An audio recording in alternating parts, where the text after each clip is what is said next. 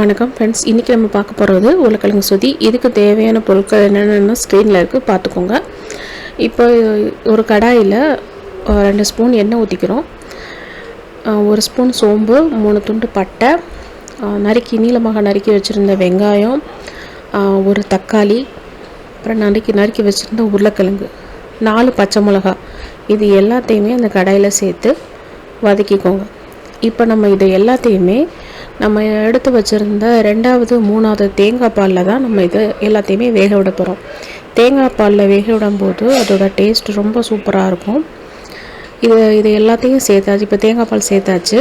தேங்காய் பால் சேர்த்து ஒரு நல்லா கிளறி விட்டுக்கோங்க. கிளறி விட்டுட்டு அடுப்பை சிம்மில் வச்சு இதை வேக விடுங்க.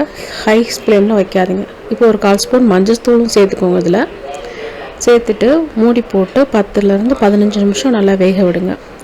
மூடியை திறந்து நல்லா கொதிச்சிட்ருக்கு. இப்போ அந்த உருளைக்கிழங்கு வெந்துருச்சான்னு நம்ம செக் பண்ணி பார்த்துக்குவோம். 80% குக் ஆகிருக்கு. இன்னும் ஒரு 5 நிமிஷம் பக்கம் வேகட்டும்.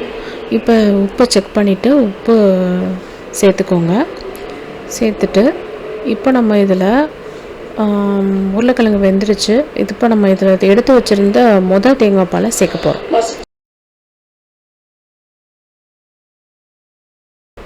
தேங்காய் பால் சேர்த்ததுக்கப்புறம் ரொம்ப நேரம் கொதிக்க விடக்கூடாது. ஒரு 2 நிமிஷம் பக்கம் கொதிச்சா போதும். இப்போ உப்பை செக் பண்ணிவிட்டு தேவைன்னா உப்பு சேர்த்துக்கோங்க. இப்போ தேங்காய் பாலை நல்லா கிளறி விட்டுட்டு ஒரு 2 நிமிஷம் பக்கம் லேசாக கொதி வந்ததுக்கப்புறம் ஆஃப் பண்ணிடுங்க. அடுப்பை ஆஃப் பண்ணி ஒரு 10 நிமிஷம் கழித்து நம்ம எலுமிச்சம்பழம் சாறு புழிஞ்சு விட்டுருவோம். அரை எலுமிச்சம்பழம் சாறு புழிஞ்சால் போதும். இப்போ கொத்தமல்லி இலைகள் இதில் தூவி பரிமாறுங்க. இந்த உருளைக்கிழங்கு சுதி ரொம்ப சுவையாக இருக்கும்.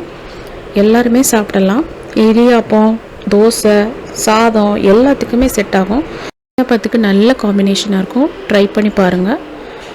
Thank you friends.